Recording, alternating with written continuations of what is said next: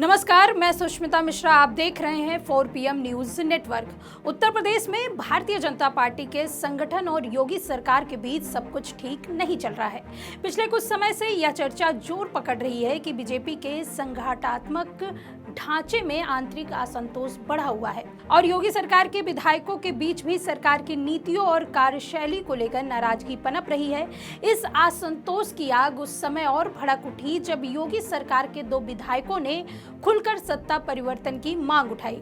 इसमें से एक बस्ती जनपद के महादेवा सुरक्षित सीट से सुहेलदेव भारतीय समाज पार्टी के विधायक दूधराम से बीजेपी के सहयोगी पार्टी से विधायक हैं। दूधराम ने योगी सरकार पर सीधा हमला बोला और कहा कि इस सरकार में राम राज्य की बात करना पूरी तरह से बेईमानी है। इसके अलावा एक अन्य विधायक ने भी सरकार के खिलाफ अपनी नाराजगी जाहिर की और यह घटनाक्रम उत्तर प्रदेश की सियासत में एक बड़े बदलाव का संकेत देता है। बता दें कि उत्तर प्रदेश में बीजेपी का संगठन हमेशा से अपनी मजबूत संरचना और एकजुटता के लिए जाना जाता रहा है। 2017 और 2022 के विधानसभा चुनाव में पार्टी ने शानदार प्रदर्शन करते हुए पूर्ण बहुमत हासिल किया था। योगी आदित्यनाथ के नेतृत्व में सरकार ने कानून व्यवस्था, विकास और हिंदुत्व के मुद्दे को लेकर जनता के बीच अपनी मजबूत छवि बनाई। लेकिन हाल ही के दिनों में संगठन के अंदर और सरकार के विधायकों के बीच असंतोष की खबरें सामने आ रही है। राजनीतिक जानकारों का मानना है कि यह असंतोष कई कारणों से उत्पन्न हो रहा है, जिसमें संगठन और सरकार के बीच समन्वय की कमी, विधायकों की उपेक्षा और नीतिगत फैसलों में उनकी राय को नजरअंदाज करना शामिल है। वहीं संगठन के भीतर यह चर्चा आम है कि कई विधायक और स्थानीय नेता अपनी बात को शीर्ष नेतृत्व तक नहीं पहुंचा पा रहे हैं। इसके अलावा बीजेपी के सहयोगी पार्टियों के साथ भी तालमेल में कमी देखी जा रही है। सुहेलदेव भारतीय समाज पार्टी जैसे सहयोगी पार्टियां जो पूर्वांचल में अपने प्रभाव रखती हैं, सरकार की कार्यशैली से संतुष्ट नहीं दिखाई दे रही। यह असंतोष अब खुलकर सामने आने लगा है और विधायक दूधराम का बयान इसका सबसे बड़ा उदाहरण है। बस्ती जिले के महादेवा सुरक्षित सीट से विधायक दूधराम ने योगी सरकार पर तीखा हमला बोला और उन्होंने कहा, इस सरकार में राम राज की बात करना बेईमानी है, जनता की समस्याओं का समाधान करना बेईमानी है और सरकार अपने वादे को पूरा करने में नाकाम साबित हुई है। दूधराम का यह बयान बेहद महत्वपूर्ण है क्योंकि उनकी पार्टी सुभाषपा बीजेपी की सहयोगी पार्टी है और वह खुद गठबंधन के तहत चुनाव जीतकर विधानसभा पहुंचे हैं।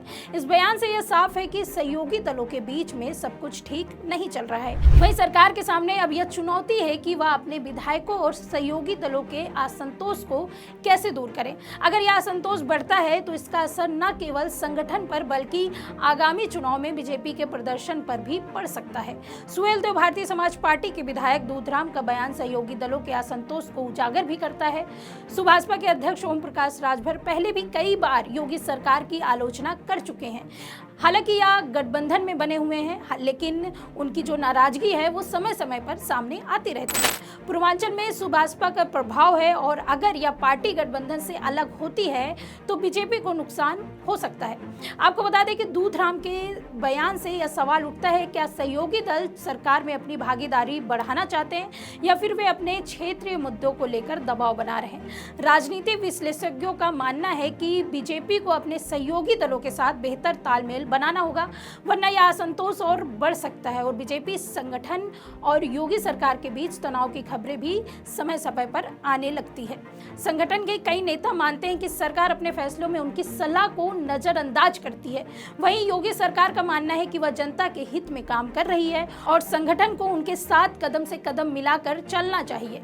यह तनाव अब विधायकों के बयानों के जरिए खुलकर सामने आ रहा है। वहीं उत्तर प्रदेश की सियासत में यह घटनाक्रम एक बड़े बदलाव का संकेत भी दे रहा है। अगर बीजेपी और योगी सरकार इस असंतोष को जल्द से जल्द दूर नहीं करती तो इसका असर संगठन की एकजुटता और सरकार की छवि पर पड़ सकती है।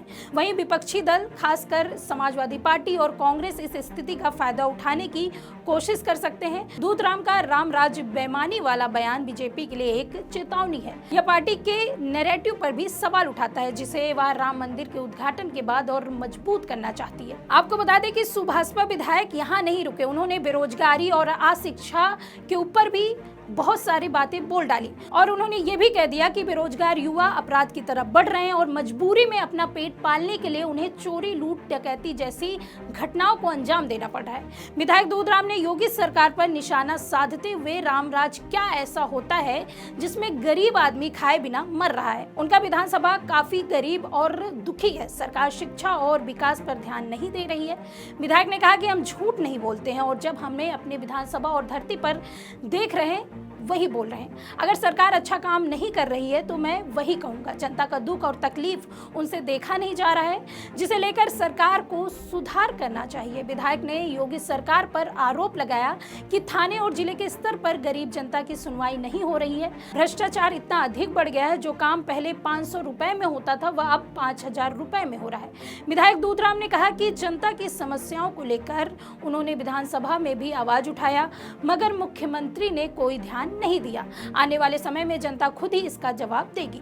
जनता उसी को चुनेगी जो उनका दुख दर्द समझता है और उनकी आवाज को ऊपर तक पहुंचाता है। गांव का हर समाज सरकार के कार्य शैली से परेशान है। वहीं अब देखना यह है कि बीजेपी और योगी सरकार इस संकट से कैसे निपटती है और क्या वे अपने विधायकों और सहयोगी दलों को एकजुट रख पाते हैं। ये तो देखने वाली बात है। फिलहाल इस खबर में इतना ही। ऐसी तमाम राजनीतिक खबरों के लिए बने रहिए 4PM न्यूज नेटवर्क में। मैं सुष्मिता, नमस्कार।